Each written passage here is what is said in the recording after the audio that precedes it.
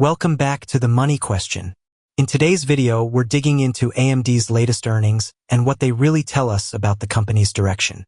Whether you're holding shares, thinking of investing, or just watching the chip war unfold, this is one you won't want to miss. Let's get into it. Before we get into it, we'll take a look at what price AMD closed today. It closed at around $175 today, which is near its 52-week high, trading at APE ratio well above 120. AMD reported a record revenue of $7.7 billion in total for the second quarter. This is well above the revenue forecast by Wall Street of $7.4 billion. Compared to the second quarter last year, this is a 32% increase, which is high and important from a company who is expected to grow by high double digits. If we look at the gross margin, we see a big decline in the percentage. If we read the text below the graph, AMD says, decrease in gross margin is due to the $800 million inventory and related charges associated with U.S. export control restrictions on Instinct MI308 products. Excluding this charge, non-GAAP gross margin would have been around 54%. So basically, the reason that the gross margin declined is due to the restrictions of exporting chips to China. Otherwise, it would have been up to 54%. The same goes for the operating margin. This also declined due to the inventory and related charges associated with U.S. export control restrictions. However, not long ago these restrictions were removed for both AMD and NVIDIA, which means for the upcoming quarters we won't see the same issue in the earnings reports. If we look at the diluted earnings per share, we can see a big upside for the GAAP earnings per share. This is because of the record revenue and income tax benefits. However, the non-GAAP earnings per share has significantly declined. The decline is just like the gross margin and operating margin due to the restrictions for exporting chips to China. The $800 million inventory reduced earnings per share by around 43 cents, which is huge. If we look at the summary for the second quarter, we see that, as I mentioned before, revenue is up 32% year over year, which is good enough for AMD. Gross profit is up 7%, which isn't high enough, but is due to the restrictions of the U.S. government. Operating expense is down 2 ppts, gross margin is down 7 ppts, and net income is up 229% year over year, which are the numbers we want to see from AMD, as well as the diluted earnings per share. If we split the revenue total into the different segments, we can see that the data center, as expected, is still growing and will be growing year over year. For the client and gaming, this is also the case. This segment is, as you can see, up 69% year over year and even up 23% quarter over quarter. For the embedded segment, we still see flat results. This segment will probably stay flat for the upcoming quarters next year, as it's not expected to grow or decline double digits anytime soon. If we dive deeper into the data center segment, we can see the following.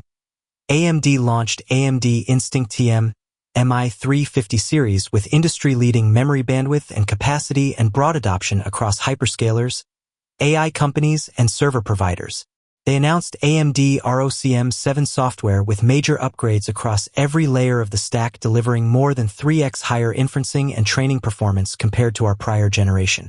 Humane and AMD announced plans to advance global AI infrastructure by deploying 500 megawatts of AI compute capacity over the next 5 years. In short, AMD still releases new products, new chips, and partners with multiple tech companies to make sure growth in the long term will be there. If we look into the client and gaming segment, we see absolutely insane growth. 69% in revenue year over year.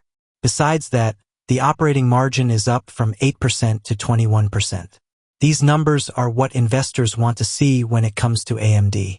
AMD announced AMD Ryzen Threadripper 9000WX and Threadripper Pro 9000X series processors with leadership compute for workstations.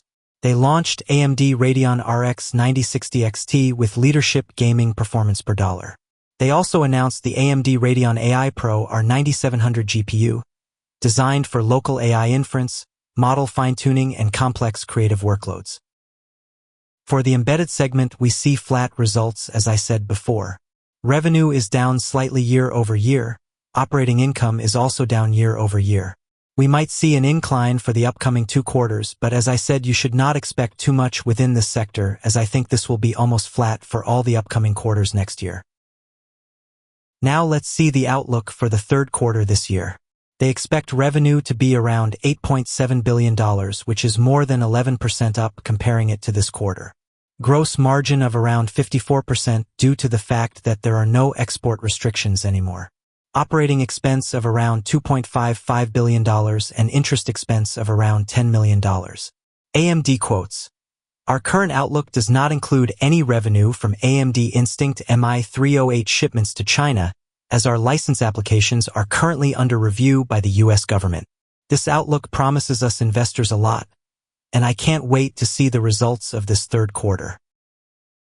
So, to put it all together, record revenue, $800 million inventory, which led to a decline in multiple financial numbers. Earnings per share number is exactly what Wall Street expected. So overall, a good earnings report. AMD keeps their momentum, with the leadership in technology, expandings in the data center and AI, a world-class team which makes sure everything is very well executed, and a strong balance sheet. Nothing can stop AMD from growing. If you found this breakdown helpful, consider subscribing to The Money Question for more straight-to-the-point insights on markets and trends. Let me know what you think about AMD's results in the comments, bullish, bearish, or just waiting it out. Thanks for watching, and I'll see you in the next one.